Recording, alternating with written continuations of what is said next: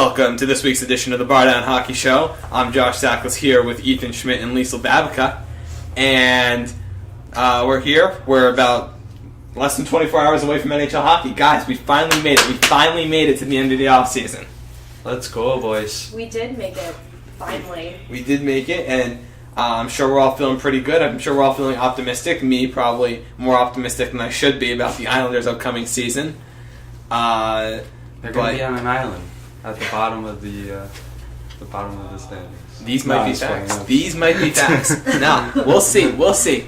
I'm feeling pretty optimistic. I feel like that optimism is going to go away on October 6th when the Islanders open up. Tomorrow, I know the Penguins open up, the Sharks open up, the Kings open up. We got a bunch of other teams opening up tomorrow. It's going to be exciting. How are you guys feeling about the season about to open up? I don't know. I'm sick of people telling me that the Penguins can't go 3 for 3. And, it's just kind of getting old. They should just go pick on someone else. But at the end of the day... They should go kick rocks. Yeah, they should. They should. But honestly, it doesn't matter because I think they can prove them wrong, so... You think Penguins are going 3 straight? I think they could. I think bold. they really could if they tried their best. I think it could happen. I think they're going to try their best no matter what, Liesl. I know. That'd be a heck of a dynasty. I really think that. It would be a heck of a dynasty, and I think if the Penguins win this year, we're definitely going to have to start talking about these 3 Penguins teams as greatest of all time. I think that's a conversation that needs to be had. Definitely up there with... even if they advance to the Stanley Cup Finals and lose, yeah. That Oilers team in the 80s and the Islanders team in the 80s. Or was in it? the 80s, the because the Islanders went 3 for 3, didn't they? 4 for 4. Oh, 4 for 4. See, 4 for 4. Get on our level, Liesl, before you want to talk. All right. Okay, but Yeah. your team Yeah. is crap in the bed right now. So let me know when you get back up there. I will. You'll be the first to know. Oh, good. Yeah. You Ethan, know, how you feeling? Well, yesterday I was talking with some buddies about it, and honestly, I could see a Predators-Penguins rematch. Really? In the Stanley Cup again. I mean, there's no reason Nashville shouldn't win the Central, and there's no reason the Penguins shouldn't win the Metropolitan. But the only teams that I think you could see there, other than that, are Edmonton coming if they play what they did last year. Mm-hmm. And then, without a doubt, the Eastern teams coming out of the Metropolitan, whether it be Pittsburgh, Columbus, Washington, we'll just have to see. But I think most of the teams are really even this year. I think a lot of people are discounting the New York Rangers as a team that can make some waves. Well, off of what Ethan said, I like to read some articles here and there, and on TSN, they did the top 31 bold predictions for the NHL season. And reporter Frank Saravalli said that the Nashville Predators will completely miss playoffs. I don't believe that. I don't think it's going to happen. I don't think There's that's no way gonna they happen. don't even get an 8 spot this year. I don't think it's going to happen. I mean, I seen ESPN released their analyst picks, and a lot of people had Chicago winning the Central again. And John Buccigross, though, he had Minnesota, and I think that was pretty bold. But I don't know. Nobody had the Predators this year winning the Central, but I feel like they're the same team, if not better. I will admit that they did really struggle down in the regular season, but I mean, you just look at it, they gotta finish, and I think the core and the chemistry they gained through that postseason run, they're gonna finish those games on the road, finish those games in overtime, get that extra point, and they're not gonna be at the 8th spot at the end of the year again. I think it's going to be interesting to see that. And going along with what Liesl said, those 31 bold predictions. Well, we don't have 31 bold predictions for you. We do have 9. We're going to have 3 bold predictions from each of us. We're just going to talk about stuff that we think is going to happen and is going to happen. And when it does happen, you can look back on this recording and you can say, wow, Josh was right. The Islanders did win the Stanley Cup. And these are things that you'll know now in May of 2018 once the season is over, or in April of 2018 once the season is over. We can look back roast to we can roast The ourselves. fans can roast us. The fans can roast us, or they'll be like, "Wow, these guys really know what they're talking about." So, Ethan, do you wanna start with Kick you off with one? with one of the bold predictions?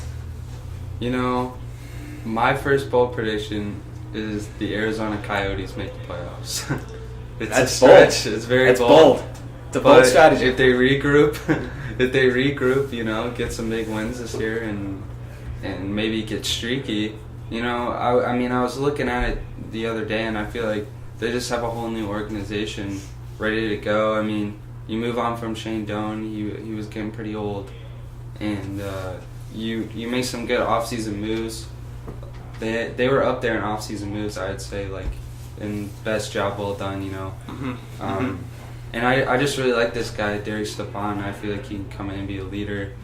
I mean, I feel like him or Ekman Larson are gonna get the captain on the C on their sweater. So I think, I mean, if by all God's grace they can get the 8th spot. Liesl, I know you're not the biggest Coyote supporter here, even though you're from Arizona. You always find a way to put a negative spin on the Coyotes. So what do you have to say that the Coyotes sneaking in at number 8 in the Western Conference?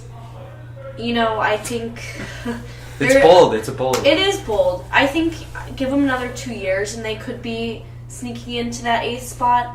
But I see someone like the Dallas Stars sneaking up in front of the Coyotes before that ever happens at this point. I think the Dallas Stars are pretty underestimated in what they can do. And if you just if these big teams sleep on the little teams like this, you know, the Stars can really creep up on you. When I'm seeing Ethan, I don't agree with you all the way. It's a bold prediction. It's a little bit too bold for me. I'm going to be honest with you. I don't think the Coyotes have what it takes to be top 8 in the Western Conference. Because remember, it's a pretty top heavy conference. It is. So I'm not going to take it back because I can't. I wouldn't, but I could see. You know what? I could absolutely see them being a top 10 team in the West. But that might be a better prediction. Top 10 team. No, you got to stick with 8. I'm sticking with 8. It's got to be bold. Liesl, what you got? What do I got? I believe that the Capitals could take a really nasty downward spiral this season. How nasty? Pretty nasty. I could say that there's a possibility that if it really, you know, if people are trying to jump ship or if they're trying to get rid of their captain, Barry Trotz, I say that they don't even make the playoffs or they'll be in the bottom 7-8 spot. I mean, honestly, I could really see it happening. So you could see them finishing from 10th place to 7th place? Is that what you're calling? Yeah, I would That's your shot? say that. And All I right. think at the end of the season, no matter what they do, I think Barry Trotz is gone. All right, really? No matter what they do? Yeah. No matter what. Yep, I don't think that he will get them as far as they did this year. Mm-hmm. So I think it would be the smartest move to get rid of him and get rid of that reign. I agree with you in the sense that they should have gotten rid of him this year. I think that it's a long time coming. I mean, the Preds sometimes you just come out. need sometimes you just need a new voice in the locker room. Like Buck Showalter in baseball. Yankees got rid of him, they won the World Series next year. Diamondbacks got rid of him, they won the World Series next year. Orioles have him now. Let's see what they can do if they get rid of him. But yeah, maybe Barry Trotz is the Buck Showalter of the NHL. So I agree. I could see that happening. I don't think it will. Though. I don't think they'll slip that far. Especially with Ovechkin. I agree. Really, I mean, it's bold. It's bold. I know people have been talking about that. Other people. bold. It's hard because, you know, if there's no communication and if Ovechkin's upset and disgusted and then there's issues between him and his teammates, then it's just like everyone's for themselves at the end of the day, and that doesn't win you championships. That's true. So I'm going to make my first bold prediction. I'm going to go to the Western Conference. I'm going to say the Los Angeles Kings, right? They've kind of had a little bit of a fall from grace, but I think it's going to come crashing down this year. I think they're the worst team in the Western Conference, and I say they're one of the worst 2 teams in the entire NHL. With the new coach? With the new coach, with everything. I think they got to hit rock bottom before they come back. I think they will come back. I think they'll come back strong and be cup contenders in the next 5 years, but I think they're going to be one of the worst teams in the league this year. Well, I mean, they're going to have a hard time with Anaheim, Calgary, and Edmonton, no doubt about that. I think that's going to hurt them because they have those tough in-division opponents are going to hurt them. They're not as strong as that. What do you guys think? I think that's pretty bold in the sense you think they're going to be worse than the Red Wings. I think they're going to be one of the worst teams in the league. Like, okay. If you're looking at worst the three worst West teams, or one of the worst in the I league? think they're going to be the worst in the West and one of the way. 3 worst teams in the league. I think you're going to, at the end of the season, you're going to say it's, I don't know, like just pulling teams off top of my head. You're going to say, wow, like it's the Kings, the Red Wings, and I don't know, like the Canucks or Devils. Like it's like the 3 or 4 worst teams in the league. I think the Kings are going to be in the conversation for worst team in the league and number 1 draft pick. I think they should, though, because they're really struggling on that whole trying to move over into a new area of players, and I think they should be the worst team. I think the Las Vegas Golden Knights will get a lot farther than people think they will, and I hope they shove that in your face, Josh. The Las Vegas Golden Knights? Well, Yeah. I didn't say anything about the Knights. I think my stance on the Kings is that they have a team of old. You know, I mean, they were so successful in the 09-10 season through the 13-14 season, and they're trying to keep that alive in a way, and I just don't. It's not working. It's time to move on from Quick. He's hurt too much, and Dustin Brown doesn't perform anymore. I mean, Anze Kopitar has good numbers every year. But there's nobody around him. Yeah. Yeah. So, And but they got the new coach and John Stevens, and I think it was the right move to fire Daryl Sutter after 13-14. They haven't really done squat diddly since that win. So yeah. All right. Well, let's keep the ball rolling. Ethan, what do you got as your second biggest surprise? So it could be a team doing just awful, a team doing great. What do you got? oh man, you know what? I think Austin Matthews won Rookie of the Year. Mm-hmm. I think he's gonna win MVP this year. So what is it? The Hart Trophy as a rookie, and now he's gonna win the Calder. Yeah. You think he's That's- MVP? I think so. All right. The Phoenix area native. That's a bold prediction, but I could see it.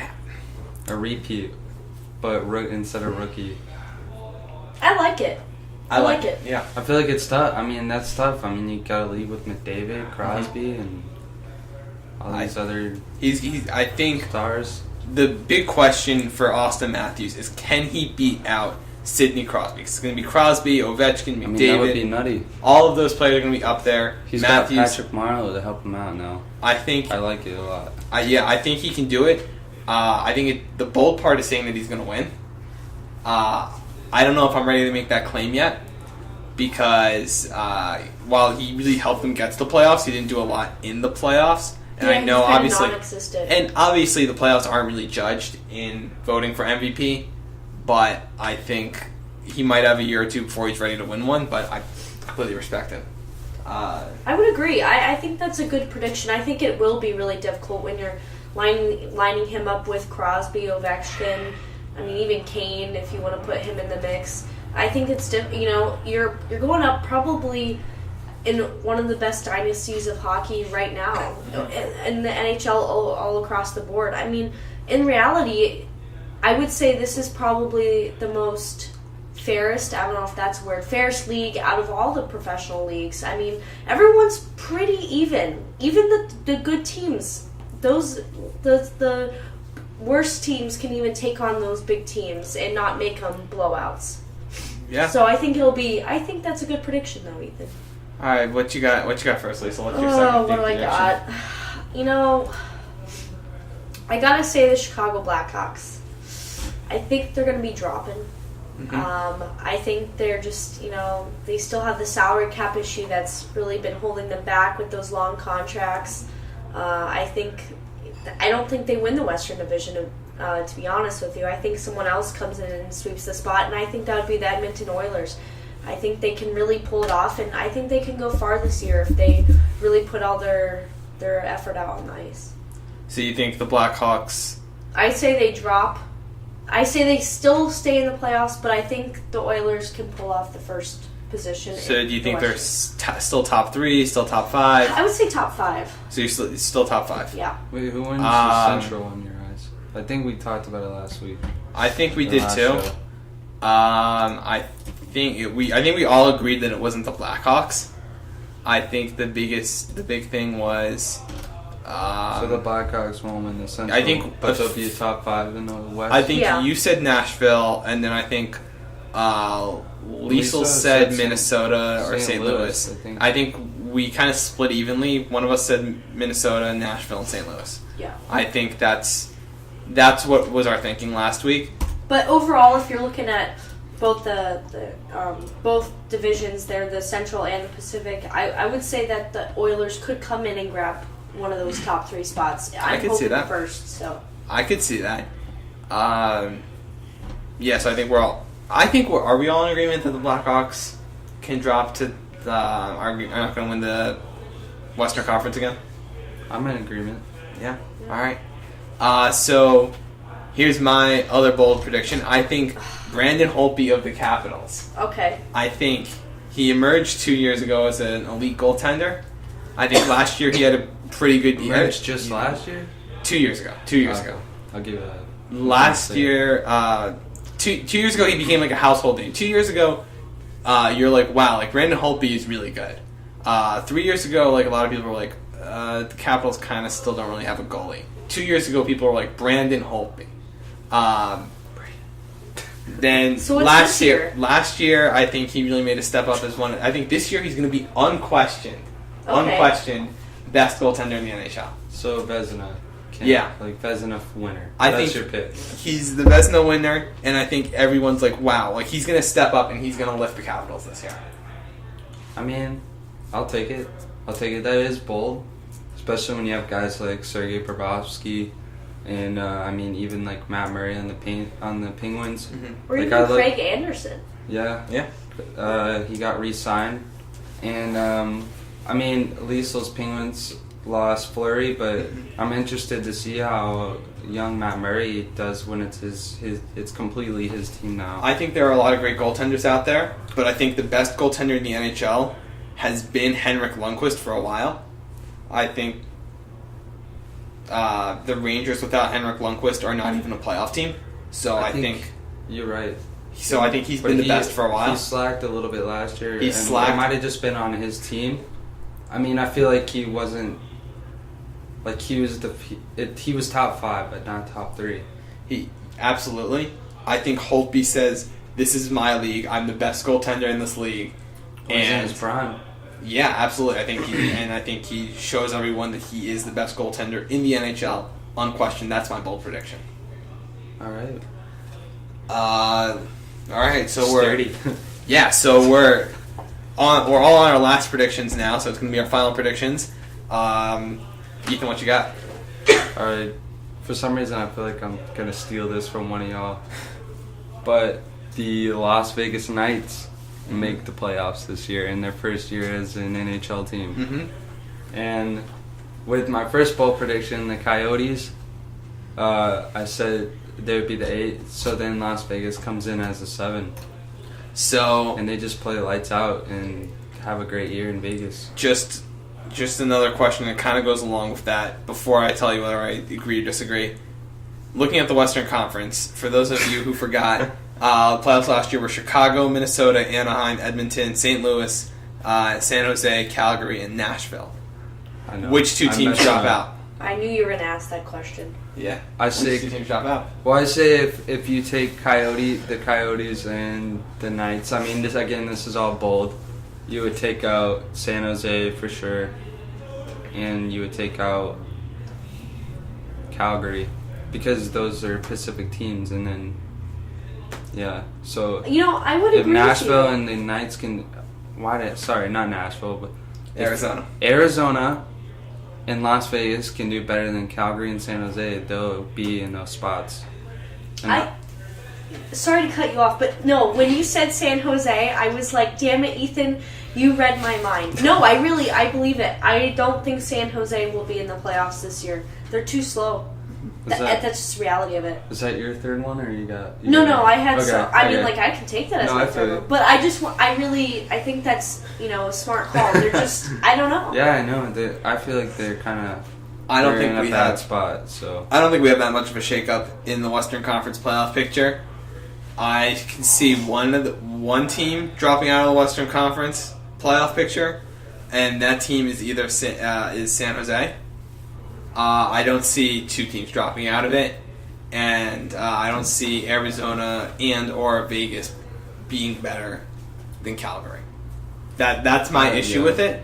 But again, I mean, these are bold predictions. well, now that I think about it, I feel like the Golden Knights are a better pick than the Coyotes to make the playoffs. But I can't mean, go back. I know. If they both make it, Calgary and San Jose drop out. All right. Liesl, final bold prediction. You guys are killing me. Let's see. What do I want to go with?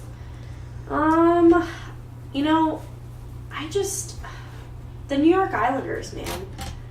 I have a feeling that they can really push themselves up just one more point to make those playoffs. I really think they could. But if Josh gets too cocky, I'll take that back and I'll say, nope, they aren't making the playoffs. But I could see them. I could see them doing it because if they really want John Tavares to stay, I think they will suck it up and they will win games. I think the thing that you're counting on, right? That's crazy. The thing went with the Islanders. The thing that you have to consider there, Liesl, is that either Thomas Greiss or Yaroslav Halak has to step up. I was gonna say and the be Tendy situation and be a great to elite goaltender for that team to make the playoffs because they were both good goaltenders last year. Mm-hmm. They had flaws, but they weren't great. Well, you better hope they worked on that over the offseason because I just made that prediction. Gosh, I hope so. Ethan, I just blew up Josh's head Yeah, he's right like, now. wow, I was somebody surprised. believes in my team for once. Yeah, I'm surprised. I'm very surprised. That threw me off a little bit. Not gonna lie. Josh is gonna go cry after this show because someone actually Tears has of faith. joy. Hey, you never know. I was The gonna say something Islanders similar. faithful, baby. I was gonna say something similar about the Islanders. This is my last thing, and I thought you guys were both gonna give me some shit for it.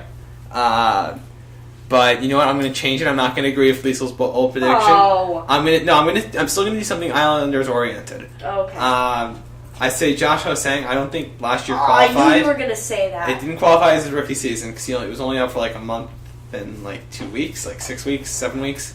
I think they called him up late February, early March is when Ho-Sang was called up. So I think this year he comes out, he establishes himself as the number 2 to John Tavares because Leddy and Chimera couldn't do that last year. So I think Ho-Sang does that, and I think Ho-Sang wins Rookie of the Year.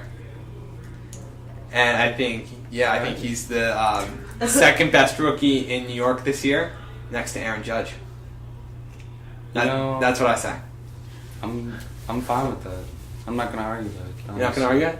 Honestly, Aaron Judge had a great year. Aaron Judge did have a great year. And the Yanks taking on the Twins, but no, Ho-Sang, he's supposed to be as talented as there is in a youngster, and he's supposed to be as talented and as if he is. Liesl's prediction plays out, then it's because of your prediction that Ho-Sang has a great year with Tavares and the Islanders. I think that's the case, and I think that it was interesting because I remember last year Ho-Sang was, actually no, it was 2 years ago. 2 years ago, Ho-Sang was supposed to be on the team. He was really supposed to contend for the team in training camp, and about a day in, he missed a day of training camp because he just slept in too late, and the Islanders sent him back to Bridgeport like that. They just said, all right, if you can't wake up early enough, that's it. You're going back to Bridgeport, and they cut him right then and there, put him back to Bridgeport, and I think that sent a very clear message to him that we're not going to tolerate any BS around here. I think, and I think that had an effect on him. I really do. I think they said, we don't care how good you are. This is how we work around here. If you can't wake up early enough, you can go back to the minor leagues. I'm not going to disagree with you because I said that the Islanders were going to squeeze their way. So, I would tend to agree. I mean, the Islanders had to get one more point. One more point to tie with Toronto, and then it would have come down to the season series, which I think the Islanders had the season series because I remember being very excited about the fact that they could pass Toronto, and they just couldn't do it. I think the Islanders finished strong last year. They finished 7-3-0. And if Toronto had lost like one more game, Islanders would have been in. But enough revisiting old wounds for me. I think poor Josh. Honestly, I think it's going to be a really interesting season of NHL hockey. I think we're going to see some similar stuff to last year, but I think we'll see some young teams that just missed the playoffs, like the Islanders, like the Lightning, like the Flyers in the Eastern Conference. And in the Western Conference, we're going to see teams like Arizona, like the Golden Knights, make some waves. I think we're going to see that, and I think it's going to be really interesting. Like I said before, I think this league, pretty much everybody's pretty even. I mean, even when they're contending against, not so good teams or whatever, whoever you're contending against, they're all quality games. And I think that's a lot of, you can't really say that for a bunch of other leagues, especially like in the NFL or NBA. I mean, there's a lot of blowout games, and I think in the NHL there's not like that. So I would agree that it's going to be a pretty interesting year. And also I think what will be interesting is, the Olympics are next year in January, February. So I'm curious what the players will turn around and do after that happens, because there's going to be some issues, because since the owners did shoot that down, players could be a little, upset with that going forward, whether it's contracts or, I don't know. I think we're absolutely going to have to look out for that. What do you think, Ethan? Well, I mean, it's really disappointing that owners aren't allowing their players to go.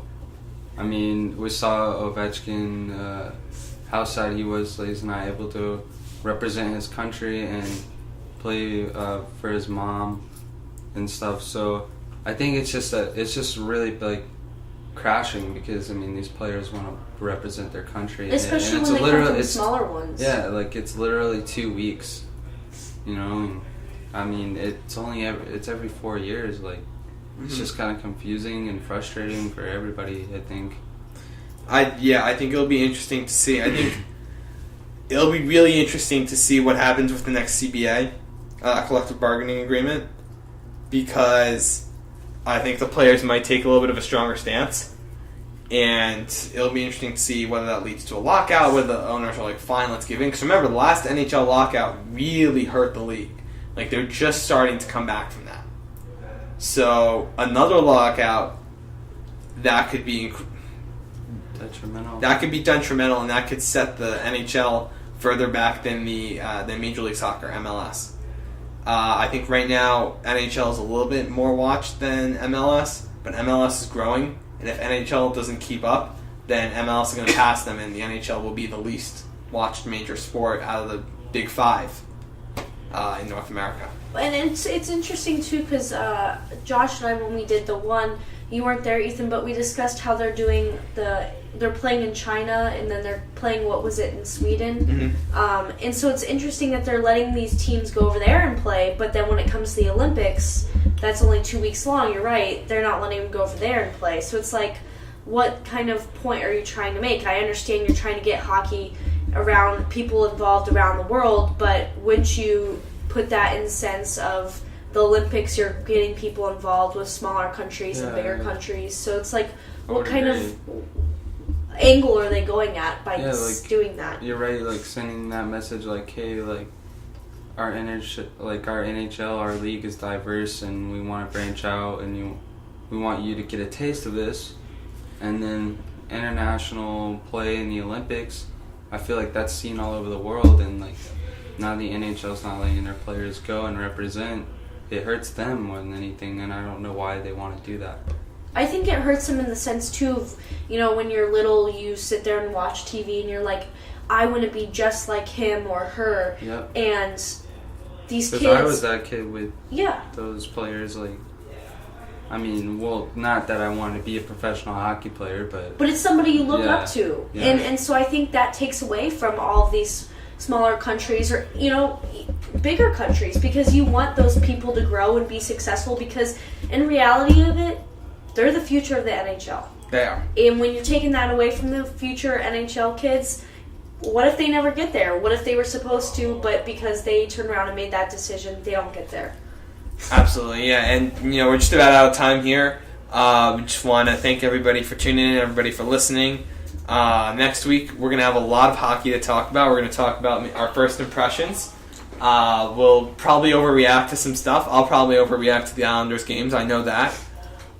So make sure you remember to check out our YouTube page and our channels and stuff. Our Twitter page next week.